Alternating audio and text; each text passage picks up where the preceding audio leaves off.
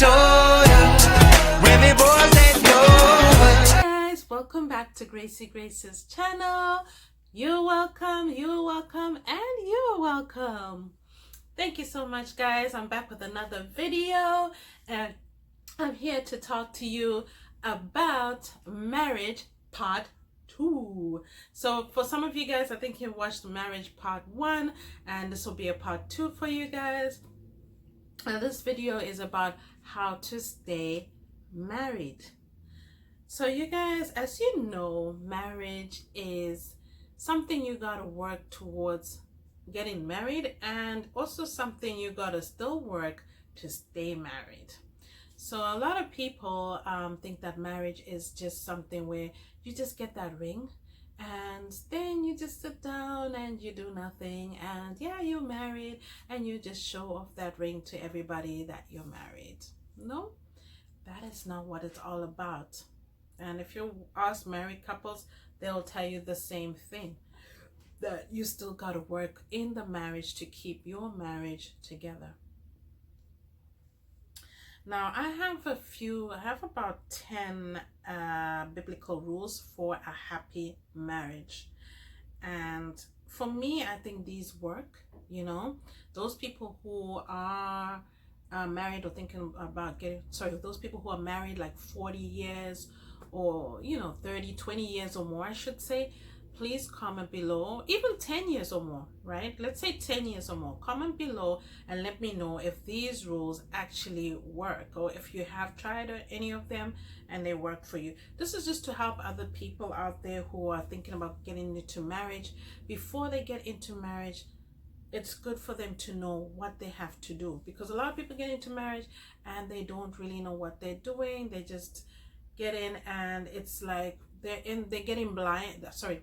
going to marriage blind, and they're in there and they just think it's like, okay, it's the whole dating thing all over again. Yeah, in your marriage, you gotta date, you gotta be happy, you gotta, take your partner out, do, fun stuff. But it's more than that, because when you're girlfriend and boyfriend, it's like almost like it's not really at a serious level like marriage. I don't want to scare you guys, but yeah, it's a little bit more serious. So I have here from a website called CBN. It is all about it's about Christian living, and it's not only for these rules can apply to anyone, right? So the author here is Stephen Atterburn. Okay, so now he talks about 10 biblical verses that can make a marriage work, or how a godly marriage can work. Okay, so number 1, he says, never bring up mistakes of the past. Am I talking to somebody right now? Am I talking to somebody? Is that you? Okay, so he says, never bring up mistakes from the past, which honestly, this one is real and it's true.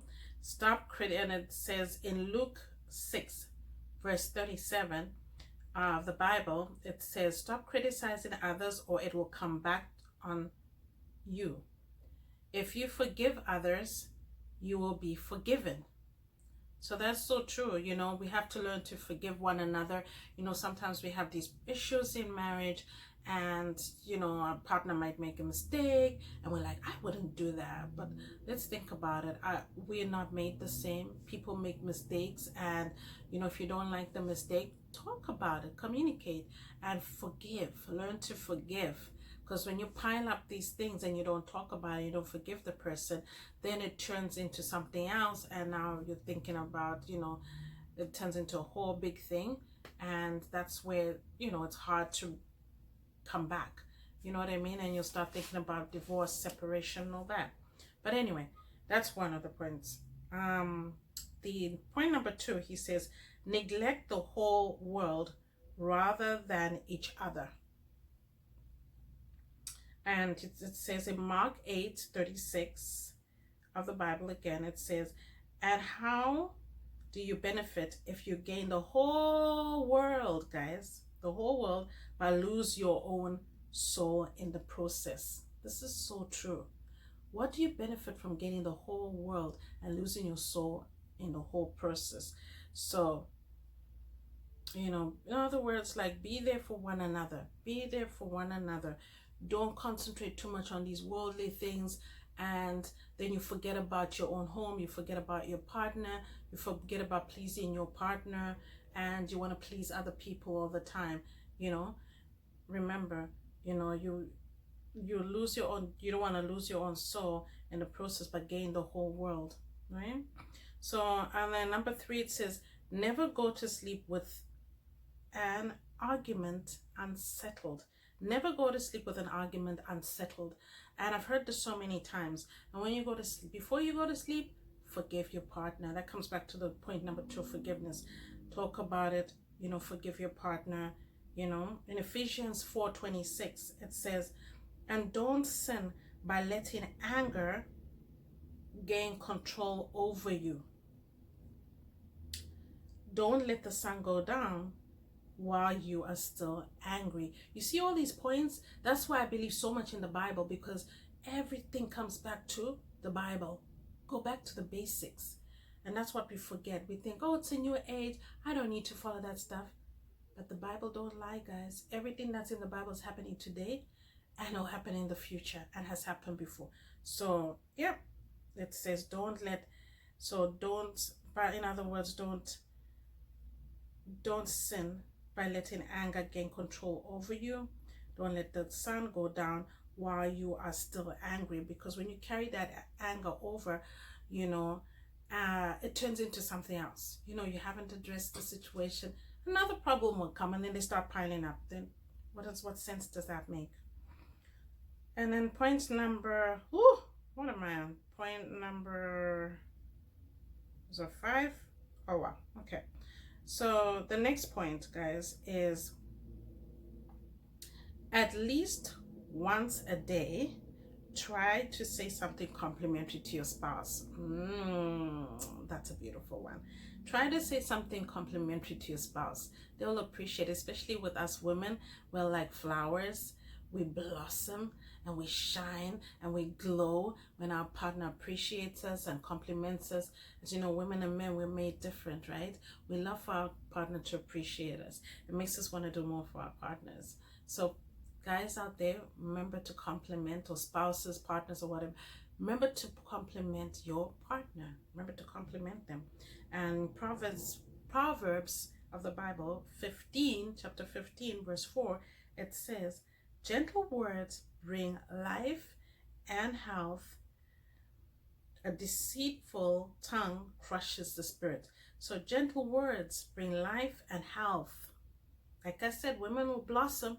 Your partner will blossom when you bring out those gentle words, and you compliment them. So, and it says a deceitful tongue crushes the spirit. So you'll see somebody will just go from blossoming and glowing, you know, to when you say bad things to them, or you put them down. Put downs are very bad, guys. Put them down, they shrivel up, and they don't look themselves. I mean, they're not happy, and you just see the glow goes away, the blossoming goes away. They shrivel up like a rose drying up. So be careful how you treat your partners. You know, say those good words to them. You know, it doesn't take anything away from you. You know what I mean? It comes back to you. I'm like this when I see even somebody walking down the street. It also applies to just in general life. Somebody's dressed nice, somebody looks good, compliment them. It doesn't take anything away from you. All it does, it brings back that positive energy. Somebody will compliment you as well. So don't be jealous, don't be envious, you know, give back positive vibes. I always talk about this positive vibes all the way, guys. So the next point is never meet without an affectionate welcome. Never meet without an affectionate welcome. Wow, I didn't know this one. It says, this is in Song of Solomon 1:2. It says, that's chapter 1, verse 2. It says, kiss me again and again. Your love is sweeter than wine. Wow, isn't that beautiful, guys?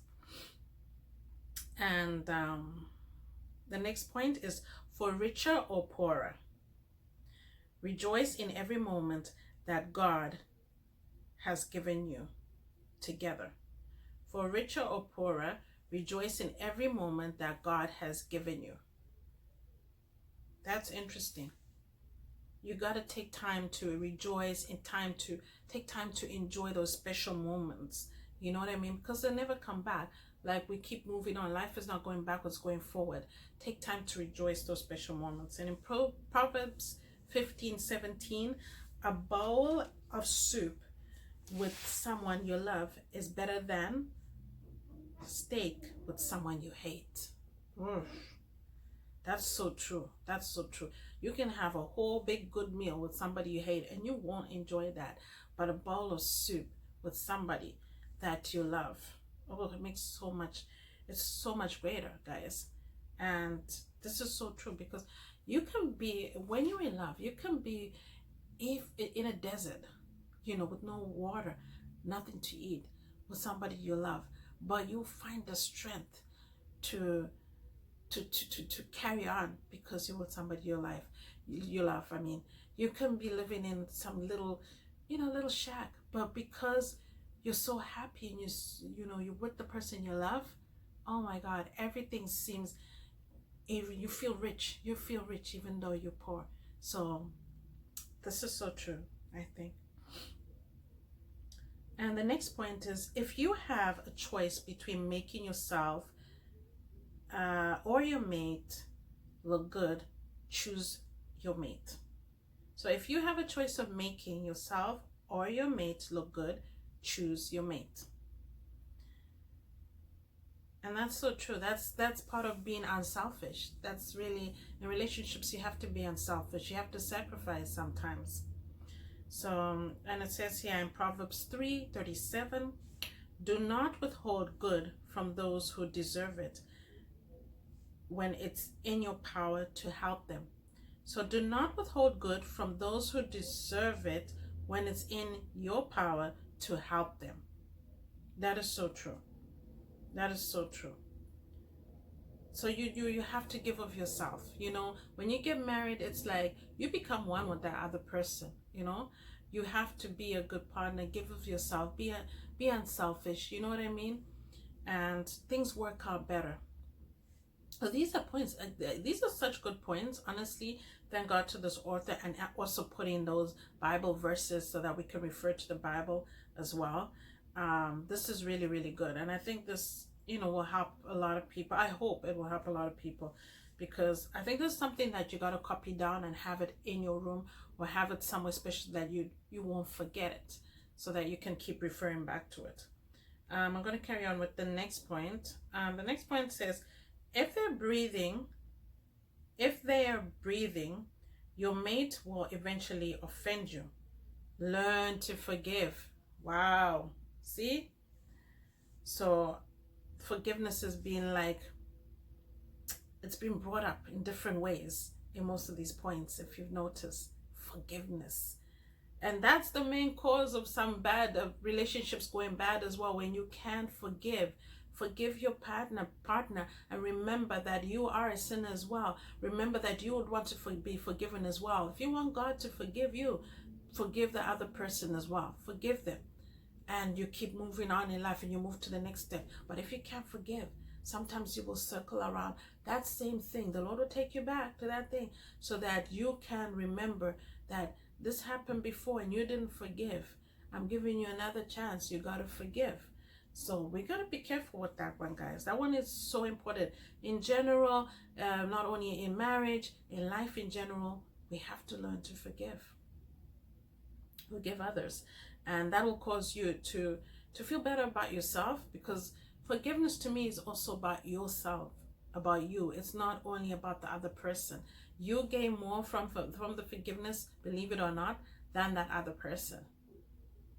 So that's food for thought. The next point here says that Don't use, sorry, I'm going to read the verse about the forgiveness one. It says in Luke 17, chapter 17, verse 3 and 4, I am warning you, if another believer sins, rebuke him. Then if he repents, forgive him. Even if he wrongs you 7 times a day, and each time turns again and asks forgiveness, forgive him. See? So that's in the Bible, guys. The next point is don't use faith, the Bible, or God as a hammer. Wow, that's a powerful one. So in John 3, chapter 3:17, it says, God did not send his son into the world to condemn it, but to save it. Isn't that amazing, guys? So you don't use the Bible, you don't use God as a hammer, you know, and hammer your partner with the words of God and everything and say, hey, because it says this, you need to, you know what I mean? You don't have to do that, guys. You gotta be gentle. You gotta be gentle. You gotta be loving, you know. Don't try to make your partner even feel bad about the words that are in the Bible because you're using them, you know, in a way that, you know, when you're upset, you use them in a bad way or something. You know, try to be, if you're going to use the words in the Bible, wait for the right time and talk to your partner about, well, you know, the teachings of the Bible. You know what I mean? Wait for the right time, you know? Okay, so I'm trying to see if there's any other points here. Okay, there's one more, and it says, let love be your guidepost. Very important. Relationships are all based on love. Love, love, love, love, love. I can't say it enough. It's based on love. If you don't love your partner, then there's no relationship there. Don't go into marriage because of money, you know what I mean? Like, everybody's different, but when you go into marriage because of the wrong reasons and you're there for material reasons or to gain something, it doesn't work out, guys. There's no marriage that works out, and because of those reasons you won't be happy, your partner won't be happy, and you know, eventually it results in divorce, or it just results in people being very miserable, and that can cause sickness, depression, stress. But you have all the money in the world, so what do you gain from that? You know, we got to think about those things. And it says here in 1 Corinthians chapter 13 verse 4 and 5, love is patient and kind. I love this chapter because this chapter talks about how it should be in marriage. So love is patient and kind. Love is not jealous or boastful or proud or rude. Love does not demand its own way.